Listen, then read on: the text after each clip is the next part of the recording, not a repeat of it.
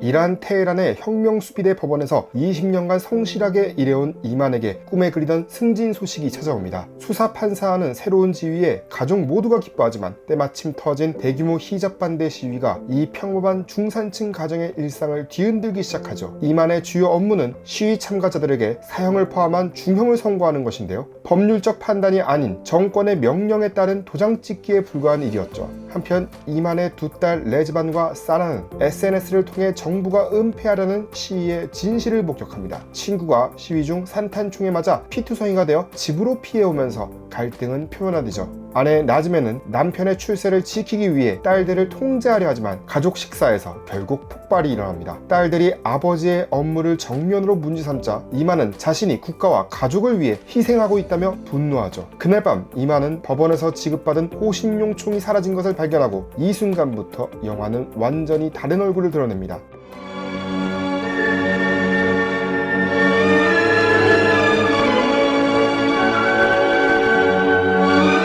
모함마드 라술로프 감독의 신성한 나무의 씨앗을 보며 가장 강렬하게 느낀 것은 바로 이 급격한 장르적 전환이었죠. 총이 사라지기 전까지 영화는 분명 우리가 예상할 수 있는 이란 현실 고발 영화의 문법을 따릅니다. 히잡 시위, 가족 내 이념 갈등, 수사판사의 도덕적 딜레마 등 사회 정치적 드라마의 전형적 요소들이 차근차근 쌓여가죠. 하지만 총이 사라지는 순간 영화는 관객을 완전히 다른 차원으로 끌고 갑니다. 이만의 의심은 가족을 향하고 그는 마치 수사관처럼 가족을 신문하기 시작하는데요. 사랑하는 딸들을 바라보던 자상한 눈빛은 사라지고 그 자리에 의심과 불신, 통제욕이 자리하죠. 급기야 정치범 전문 수사관에게 가족을 맡겨 안대를 씌우고 신문받게 하는 장면에서는 완전히 다른 사람이 되어버립니다. 온라인의 신상이 털리자 가족을 산속 별장으로 데려가 감금하는 후반부는 샤이닝의 잭 토런스를 강하게 연상시키죠. 가족을 지키겠다는 명목으로 가족을 위험에 빠뜨리는 광기 어린 아버지의 모습은 소름 끼칠 정도입니다. 캠코더를 켜놓고 자백을 강요하며 재파하듯 행동하는 이만의 모습에서 관객은 더 이상 사회정치 드라마가 아닌 심리 스릴러를 보고 있다는 것을 깨닫죠.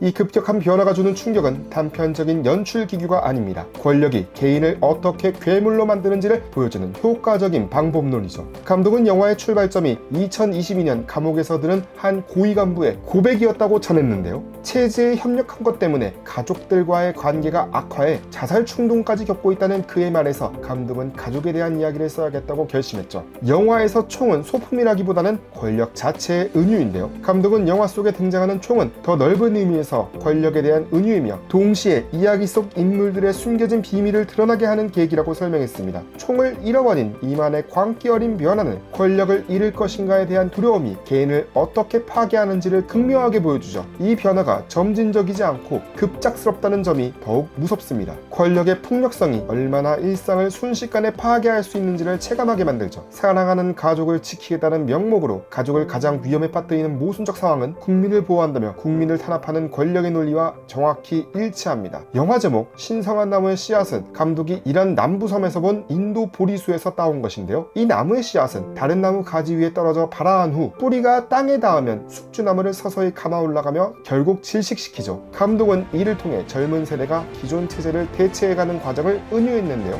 레즈반과 사나로 대표되는 딸들은 아버지의 변화에 굴복하지 않죠. 이들은 기존 권위에 맞서 자신들의 목소리를 냅니다. 감독은 새로운 세대는 억압자들을 마주하는 방식으로 전혀 다른 더 열려있는 길을 선택하고 있다며 이들에 대한 희망을 표현했죠. 영화의 메시지는 제작 과정 자체에서도 완성됐습니다. 라술로프 감독은 정부의 검열을 피해 이 영화를 만들어야 했는데요. 가짜 시놉시스를 만들고 단편 영화처럼 위장하며 캐스팅을 진행했죠. 촬영은 대부분 실내에서 이루어졌고 외부 촬영 시에는 국영방송 스타일로 위장했습니다. 심지어 행인들이 배우에게 정권에 협력한다며 욕설을 퍼붓기도 했다는 뒷이야기는 현실과 영화의 경계를 모호하게 만들죠. 한편 영화 완성 후의 현실은 더 극적이었습니다. 칸 영화제 경쟁 부문에 초청되어 특별상을 받고 아카데미 국제영화상 후보에 올랐음에도 감독은 8년 징역형을 선고받고 망명길에 올랐죠. 나즈메 역의 소헤일라 골레스타니는 영화 출연을 이유로 태형 74대와 징역 1년형을 선고받을 위기에 처해 현재 테헤란 자택에 연금되어 있습니다. 그리고 레즈반과 사나, 사다프 역의 젊은 배우들은 가족을 남겨둔 채 이란을 탈출해 베를린에서 함께 살고 있는데요. 극중 세 모녀가 아버지의 권위에 맞서는 것처럼 현실의 배우들도 체제에 맞서 자유를 선택한 것이죠. 예술이 현실을 모방하는 것이 아니라 현실과 예술이 하나가 되어 저항의 의미를 완성한 셈이 됐습니다.